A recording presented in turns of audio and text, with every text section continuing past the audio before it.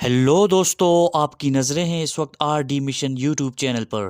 اگر مناسب لگے تو کائنڈلی اس کو سبسکرائب کر دیجیے گا۔ تھینک دوستو، راولپنڈی کے بوڑ بازار سے گزر ہو تو لال حویلی پر نگاہیں ضرور ٹکتی ہیں، جسے شہر کی پہچان کہا جاتا ہے۔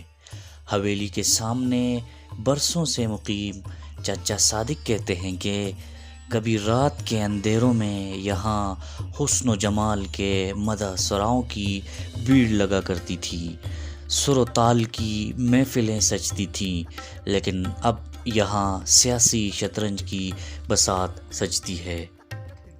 لال رنگ میں رنگی یہ عمارت کس نے بنوائی؟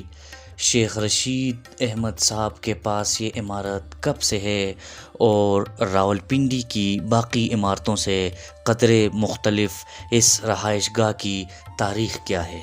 یہ سب آج ہم جانیں گے اس ویڈیو میں۔ دوستو، یہ تو ہم سب کو معلوم ہے کہ لال حویلی کو شیخ رشید کی سیاسی سرگرمیوں کا مرکز کہا جاتا ہے۔ شیخ رشید احمد اور لال حویلی کا ذکر عام طور پر پاکستان میں سیاسی سرگرمیوں کی خبروں میں آتا ہے، لیکن آج کل ملکیت پر جاری عدالتی کارروائی کی وجہ سے میڈیا پر اس حویلی اور اس کے موجودہ اور سابقہ مکینوں کا چرچا ہو رہا ہے۔ راولپنڈی کی سیاست میں لال حویلی کا نام منسلک شیخ رشید سے ہے۔ اس طرح یہ منسلک ہو چکا ہے کہ یہ عمارت بھی ایک سیاسی کردار کی حیثیت رکھتی ہے، اور اس کی یہ شناخت لوگوں کے ذہنوں پر نقش ہو چکی ہے۔ شیخ رشید 16 مرتبہ وزیر بنے۔ اس حویلی پر وفاقی وزارت کا جھنڈا لہرایا گیا ہے۔ وہ اس حویلی میں مستقل نہ بھی رہیں، لیکن میل جول اور اپنے حلقے کے لوگوں سے رابطے کے لیے کئی دہائیوں سے یہی حویلی ان کا ٹھکانہ رہی ہے۔ لیکن کیا لال حویلی شروع سے ہی لال حویلی تھی؟ اس بارے میں شیخ رشید اور اس عمارت کے اطراف میں رہنے والے ایک طویل تاریخ بیان کرتے ہیں، جس میں محبت کی ایک داستان بھی شامل ہے، اور اس عمارت سے جڑی پراسرار کہانیاں بھی۔ یہ کبھی سہگل حویلی تھی۔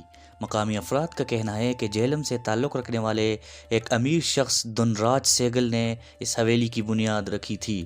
اس کا پس منظر کچھ یوں بتایا جاتا ہے کہ جہلم ہی میں ایک شادی کی تقریب کے دوران بدّا بائی نامی ایک رقاصہ کے رقص کی محفل سجائی گئی، جہاں دھنراج سہگل ان کے عشق میں مبتلا ہو گئے تھے۔ مقامی افراد کا کہنا ہے کہ جہلم سے تعلق رکھنے والے ایک امیر شخص دھنراج سہگل نے اس حویلی کی بنیاد رکھی تھی۔ اس کا پس منظر بھی کچھ یوں ہی بتایا جاتا ہے۔ اس کے بعد دھنراج سہگل نے راولپنڈی کے بوڑ بازار کے علاقے میں 6 کنال اراضی پر ایک حویلی بنوائی تھی، جس کا نام اس وقت سہگل حویلی تھا۔ اس حویلی میں ایک مسجد اور ایک مندر کی تعمیر بھی کی گئی تھی۔ شیخ رشید بتاتے ہیں کہ بدّا بائی نے سہگل حویلی میں منتقل ہونے کے بعد رقص کرنا چھوڑ دیا تھا اور ایک مذہبی گھریلو عورت کی زندگی شروع کر دی تھی۔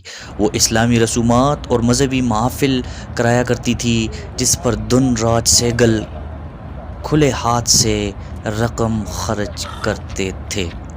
دوستو، بدّا بائی اس حویلی میں ہی رہتی تھی۔